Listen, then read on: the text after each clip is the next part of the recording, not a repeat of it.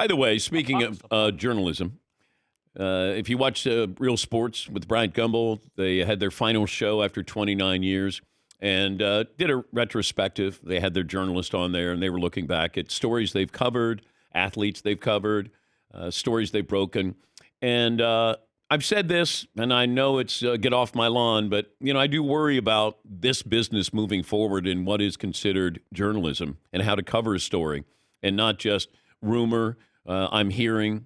You're actually covering, sports, and you're doing it the correct way. I know it's a hot take world that we live in, but that's not journalism. And I think that we blur the lines on that. Real Sports always did it professionally. And, when it comes to like 60 Minutes, what they did and do with news, this is what Real Sports did for 29 years. And I'll miss that because I learned a lot when I watched. How to set up a story. It's about having a great character there, telling the story, and they were wonderful storytellers. But for Bryant Gumbel, play a lot of golf, man. You've earned it, and quite a legacy.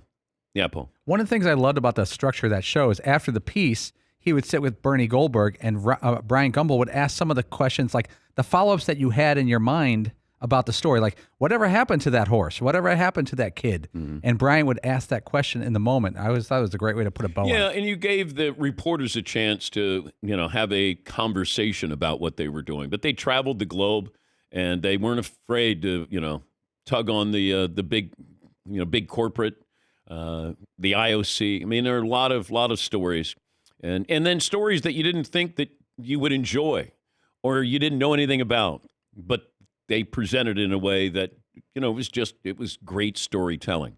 And that's what this business is all about. When you tell stories, when I have people on, I want them to tell you a story. I want it to be a conversation. And I think that they did that as well as anybody, not just sports. I'm talking about anybody. And I'll miss that because I do think that, like Outside the Lines, I was fortunate to be there with Bob Lee and Jeremy Schaap and how they covered sports. Big, stories, little stories, but they did it in a journalistic way that seems to be a lost art.